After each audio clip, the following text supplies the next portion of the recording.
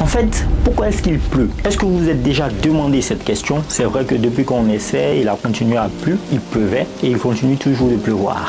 Mais pourquoi est-ce qu'il pleut? C'est ce que nous allons expliquer tout de suite. Il faut dire que la pluie est le résultat de ce qu'on appelle, ou l'un des résultats de ce qu'on appelle. C'est ce que nous allons voir tout de suite. Tout d'abord, on commence par l'évaporation. Qu'est-ce que c'est? L'eau des océans, des lacs, des rivières et même de la surface de la Terre se transforme en vapeur d'eau sous l'influence du soleil. En d'autres termes, quand le soleil chauffe les lacs ou les cours d'eau, cela s'évapore. Cette vapeur d'eau monte dans l'atmosphère. La deuxième étape, c'est la condensation. Qu'est-ce qui se passe? En montant dans l'atmosphère, la vapeur d'eau rencontre les couches d'air plus froides.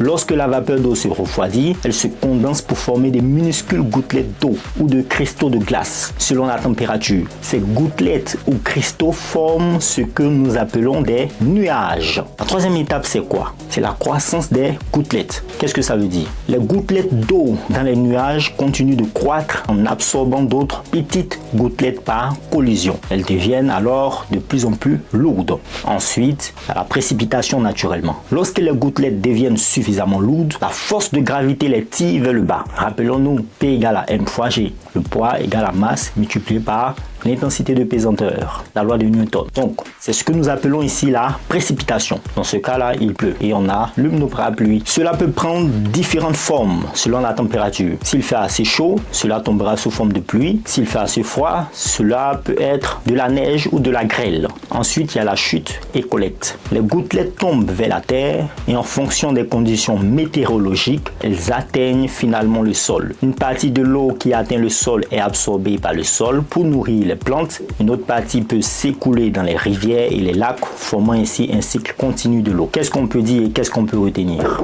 La pluie est le résultat d'un processus naturel complexe qui commence par l'évaporation de l'eau, se poursuit par la condensation pour former les nuages et se termine par la précipitation lorsque ces gouttelettes deviennent suffisamment lourdes pour tomber vers le sol. Ce cycle de l'eau est essentiel pour la vie sur notre planète. Naturellement, s'il n'y a pas de l'eau, il n'y a pas de vie. Tout bon biologiste le sait. Et quand même, on sait que l'homme ne peut pas vivre sans eau. L'homme ne peut pas vivre pendant 3 jours sans eau. Bon, si on le sait, c'est que c'est bien. Raison pour laquelle de préserver les sources d'eau sur la Terre, parce qu'elles sont précieuses. Portez-vous bien.